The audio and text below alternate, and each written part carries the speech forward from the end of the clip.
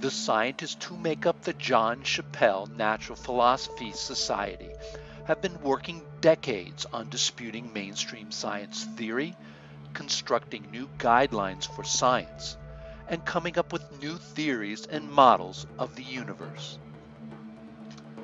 Most are retired and do not make a living with the scientific work because universities and industry don't support alternative ideas in science. Some CNPS scientists have even been ousted from their positions due to their stances against some mainstream theories such as relativity and black holes. There are approximately 4,000 scientists or so around the world working outside the mainstream, including professors, scientists, engineers, and laymen.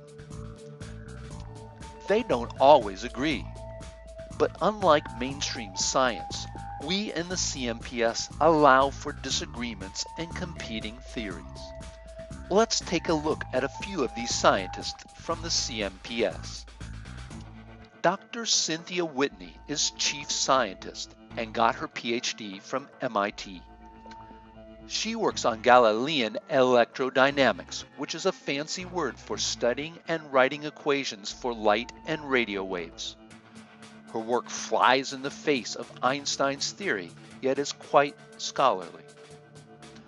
Dr. Glenn Borchert is a geologist by trade, but is a prominent scientific philosopher of the group. His 10 assumptions of science, infinity, and arguments against the Big Bang have influenced many scientists in the CNPS. One of his most important points are, there are no partless parts, which means there will never be the ultimate particle for the universe. Dr. James Maxlow is an Australian geologist who is the foremost scientist in the area of what he coins expansion tectonics. Through books, scientific papers, and lectures, Maxlow shows strong geological evidence of the Earth expanding in size and mass during its multi-billion-year history.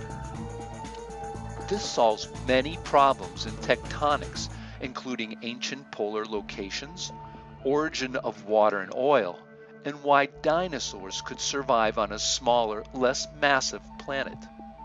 Dr. William Lucas is a physicist from the United States and one of the greatest physics minds since the early 1970s.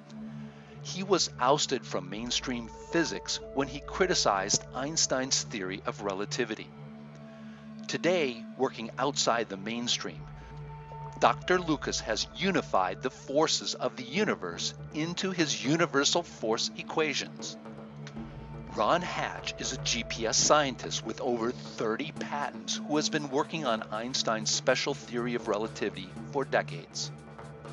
He has been showing that contrary to mainstream science, that GPS in fact does not support relativity but reveals its flaws. Stephen Crothers of Australia is another scientist who was ousted from a university because of his criticisms of mainstream science and particularly black holes. Crothers has closely studied the complicated mathematics for black holes and has found a large number of mathematical and conceptual errors in its equations and derivations. Many CNPS scientists agree there are very dense objects in the universe, but they are not black holes.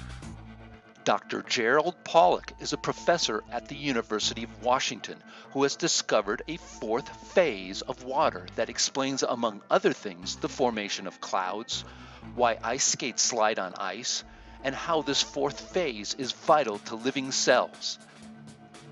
William Hohenberger and Don Burdell work in a new area in the group called structures, which looks at how the universe organizes itself using geometry. And there are many, many more.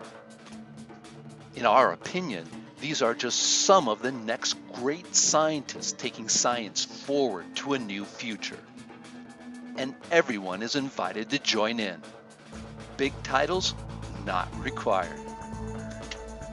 We are the John Chappell Natural Philosophy Society. Join us at www.naturalphilosophy.org. Thanks.